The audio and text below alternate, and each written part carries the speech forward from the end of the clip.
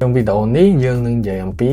VPS ហើយនឹងការ set up bot ចឹង VPS គឺវាប្រៀបបានដូចជាកុំព្យូទ័រនៅលើ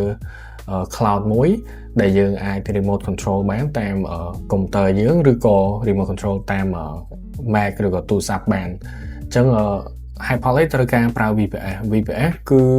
ពេលយើងដាក់ run bot គឺវាដើរ24ម៉ោងបានន័យថាយើងអត់មិនបាច់ភ័យលើរឿងដាច់អ៊ីនធឺណិតដាច់ភ្លើងអីចឹងទៅឧទាហរណ៍បើយើងដាក់ run នៅលើកុំព្យូទ័ររបស់យើងហ្មងពេលដែលវាដាច់អ៊ីនធឺណិត bot នឹងវាលែងដើរដែរឬក៏ពេលដាច់ភ្លើងឬក៏យើងបិទកុំព្យូទ័រហ្នឹងគឺ bot នឹងវាលែងដើរដែរអញ្ចឹងវាធ្វើដំណើរការ bot ហ្នឹងវាអត់សូវ smooth អញ្ចឹងទៅបាទអញ្ចឹងrecommend របស់ខ្ញុំបើអ្នកនរគ្នាអត់ទាន់មាន VPS ទេអ្នកនរគ្នាគួរទិញ VPS នេះមួយហើយដូចខ្ញុំប្រាប់ពីវីដេអូមុនហ្នឹងអញ្ចឹងគឺគ្រាន់តែ click buy នេះមកបន្ទាប់មក$14មួយខែអាច transfer ទៅ QR នេះបានហើយបន្ទាប់មក submit ជា transaction នៅកន្លែងនេះហើយពួកខ្ញុំនឹងផ្ដល់ជូននៅ VPS ឲ្យអ្នកនរគ្នាបាទ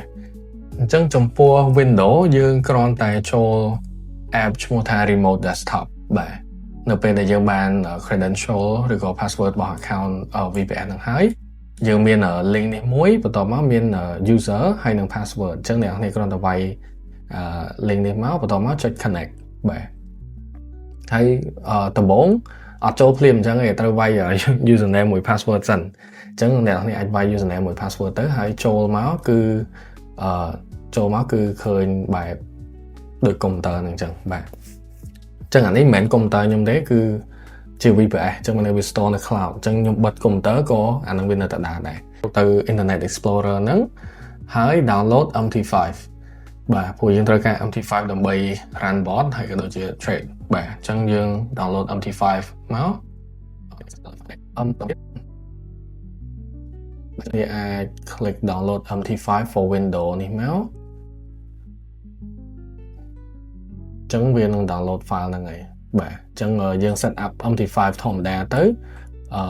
អត់បញ្ហាទេតែនេះដោយសារខ្ញុំ set up MT5 ហើយអញ្ចឹងខ្ញុំអត់ត្រូវការ set up ម្ដងទៀតទេបាទអញ្ចឹងពេលយើងបាន MT5 យើងបើកវាមកហើយយើង sign in account របស់យើងបាទអញ្ចឹងយើងអាចចុច file ទៅមក open account ទៅមកយើង search រកពាក្យ Exness enter មកយើងយក Exness Technology បាទតោះមកយើងចុច next ហើយយើងយកពាក្យខាងក្រោមនេះ connect with existing account អញ្ចឹងអ្នកនរគ្នាអាចវាយ log in ជាមួយ password នៃ account Exness របស់អ្នកនរគ្នាបានហើយរើសserver ហ្នឹងហើយ server របស់ Exness ហ្នឹងហើយចុច finish អញ្ចឹងអ្វីដែលអ្នកនរគ្នាឃើញបន្តមកគឺវាឃើញបែបនេះហើយបើអ្នកនរគ្នាអត់ទាន់ add goal ទេយើងអាច add goal បានរបៀបយើងចុចអានេះមកបន្តមកយក send forex ហើយ XAU USD បាទអញ្ចឹងពេលយើងចុចមកវាបើក tab ថ្មីមកហើយបាទប៉ុន្តែបើយើងរកកន្លែងហ្នឹងអត់ឃើញយើងចុចអារូបដុល្លារនេះយើងចុចរូបដុល្លារនេះមកហើយយើងវាយ XAU USD បាទហើយតនេះធ្វើម៉េចឲ្យវា load ពណ៌លឿងហ្នឹងអញ្ចឹងបើយើងបើវាអត់ load ពណ៌លឿងទេអ្នកនេះចុច2ដង double click លើហ្នឹងទៅវា load ពណ៌លឿងហើយបន្ទាប់មកយើង add អានេះមកធម្មតាមកវា load ដូចខ្ញុំហើយអ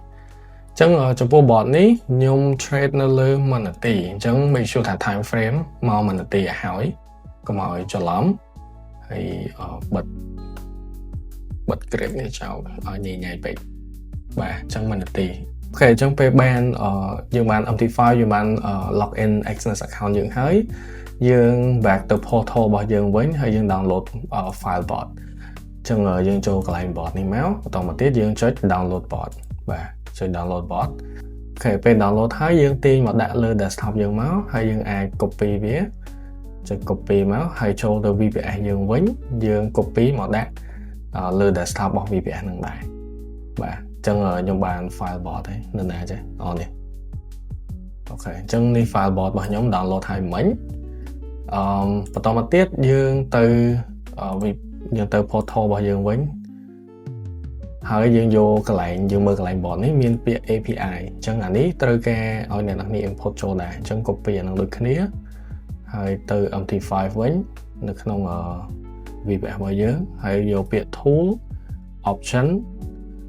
ចុចexpert advisor តមកទៀតចុច allow algorithm trading ហើយ allow website request URL នៅខាងក្រោមនេះហើយ double click double click វាហើយ pass វាមកហើយចុច OK បាទ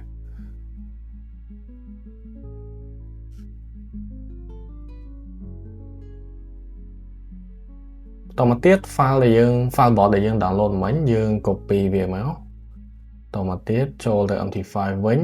យកពាក្យ file open នៅតាម folder MQL5 expert ហើយយើង pass file bot នៅកន្លែងហ្នឹងបាទហើយយើងអាចខ្វែងមកវិញបានបន្ទាប់មក bot របស់យើងគួរតែ load នៅកន្លែង expert advisor នៅកន្លែងនេះអញ្ចឹងបើយើងអត់ឃើញទេយើងអាចចុច refresh បានបាទអញ្ចឹងឥឡូវយើងបាន file bot របស់យើងហើយអូខេអញ្ចឹងបន្ទាប់ពីនេះយើងអាចទាញ file bot ចូលមកក្នុង chart របស់យើងបាទហើយ complete ចុច create នេះផងចំពោះ setting ពួកខ្ញុំបាន tune វាហើយអញ្ចឹងអ្នកនរគ្នាអត់បាច់ដូរអីច្រើនទេប៉ុន្តែអ្នកនរគ្នាត្រូវការ input license key អញ្ចឹង license key នេះយើងអាចទៅយកនៅ portal របស់យើងវិញអញ្ចឹង portal របស់យើងនៅកន្លែងនេះអូខេអញ្ចឹងនេះជា license key របស់យើងបាទចូលនៅខាងក្រោមនេះអញ្ចឹងយើងអាច copy វាមកហើយយើងទៅ VPS យើងវិញហើយយើងដាក់ license key នៅកន្លែងហ្នឹងបាទហើយយើងយកពាក្យ OK អូខេអញ្ចឹងពេលដែលយើងដាក់ bot ចូលហើយយើងនឹងឃើញមាន dashboard បែបនេះអញ្ចឹងខ្ញុំនឹងបញ្យល់មួយអញ្ចឹងអានេះគ្រាន់តែជា information របស់ account របស់យើងមាន balance មាន margin trading direction ទៅលើឬទៅក្រោម spread margin នេះដូចពីរដងហើយ volatility ហើយខាងក្រោមនេះ status របស់យើងអញ្ចឹងអានេះ200 pip ចន្លោះពី position មួយទៅ position មួយបាទហើយ regime នេះបានន័យថា market condition ឥឡូវកំពុងតែ ranging ឬក៏ trending ហើយអានេះគឺខាងក្រោមនេះគឺជា safety feature របស់យើងហើយអានេះគឺ basket TP daily PNL ហើយ time trading window អញ្ចឹងទៅបាទអញ្ចឹងចំពោះ setting នឹងផងដែរអ្នកនរគ្នាអាចដូរបានdefault ដូចជា 0.01 lot size ណាប៉ុន្តែចំពោះអ្នកដែលមាន balance ធំឬក៏លើ$150 15,000 សេនហ្នឹងអ្នកនរគ្នាអាចដាក់ 0.02 បានប៉ុន្តែបើចង់ save អ្នកនរគ្នាអាចដាក់ 0.01 អញ្ចឹងណាសម្រាប់ខ្ញុំ run ឥឡូវនេះខ្ញុំ run 0.02 lot size ហើយចំពោះ trading window អ្នកនរគ្នាអាចដូរបានដូចគ្នាអ្នកនរគ្នាអាចបើកម៉ោងមែនឬក៏បិទម៉ោងមែនអញ្ចឹងទៅអញ្ចឹងអានេះជាម៉ោងដែលខ្ញុំ recommend អញ្ចឹងយើងអត់បើកព្រឹកពេកទេដោយសារពេលព្រឹកហ្នឹងអាចមាន market gap អីចឹងទៅហើយពេលយប់យើងអាចបិទមុនម៉ោង 2 កន្លះហ្នឹងក៏បានដែរយើងដាក់ម៉ោង 11 អីចឹងក៏បានដែរចំពោះ soft stop minutes នេះបានន័យថាឧទាហរណ៍ថាយើងជាប់ position អញ្ចឹងឧទាហរណ៍ថាឥឡូវខ្ញុំជាប់ position អញ្ចឹងខ្ញុំចង់ឲ្យbot នឹងបិទប៉ុន្តែខ្ញុំចង់ឲ្យ clear position នឹងអស់មុនបិទអញ្ចឹងខ្ញុំអាចចុច soft stop នេះបានអញ្ចឹងពេលដែល soft stop active ហ្នឹងគឺវាអត់ចូល position ថ្មីទេគឺវាព្យាយាម clear position ចាស់ដែលនៅសល់បាទអញ្ចឹងបើអ្នកនរឧទាហរណ៍ថាថ្ងៃហ្នឹងមាន news អញ្ចឹងខ្ញុំចង់បិទមុនប៉ុន្តែឥឡូវហ្នឹងខ្ញុំជាប់ position អញ្ចឹងខ្ញុំចង់ឲ្យវា clear អស់សិនអញ្ចឹងអ្នកនរអាចចុចsoft stop នេះបានបាទហើយពេលយើងចង់ឲ្យវា run វិញធម្មតាយើងចុចវាធម្មតាវិញមកអញ្ចឹងអានេះវាចេញ trading វិញហើយអូខេអញ្ចឹងចំពោះ setting អ្នកនរអាច play around ឬក៏ go through វាបានអ្វីដែលខ្ញុំ recommend គឺ default setting ហ្នឹងទៅសិនហើយអាចនឹង upload setting ផ្សេងៗទៀតថ្ងៃក្រោយព្រោះ bot នេះ feature ច្រើនអញ្ចឹងយើងអាច explore ជាមួយ setting ហ្នឹងបានយើង make sure ថា time frame 1នាទីព្រោះពេលយើងដាក់ time frame 2នាទីវា trade តាម2នាទី5នាទីវា trade តាម5នាទីអញ្ចឹង recommendation របស់ខ្ញុំគឺ run on 1នាទីហើយបន្តមកទៀតយើងចុចកន្លែងខាងលើនេះគឺ allow algo trading អញ្ចឹងពេលដែលយើងពេលចេញឲ្យក្រហមអញ្ចឹងបានន័យថាវាអត់ដើរអញ្ចឹងយើងចុចវាដើម្បីឲ្យចេញ3តងចេះបានវាដើរឃើញអ្នកឃើញវាចាប់តាមចូល position នេះបាទចឹង trading bot នេះ for now គឺអត់គិតលុយទេ completely free អ្នកនរអាចទៅ claim យកនៅក្នុង website បានហើយគ្រាន់តែអ្នកនរអាច ទិញ VPS យកទៅដាក់ឬក៏បងអ្នកនរគ្នាមាន VPS ហើយអាចយកទៅ install នៅក្នុង VPS ខ្លួនឯងបានអញ្ចឹងណាអូខេtrong video នៅក្នុងការ claim ជាមួយនឹង setup trading bot គឺខ្ញុំមានតែប៉ុណ្្នឹងទេអរគុណអ្នកនរគ្នា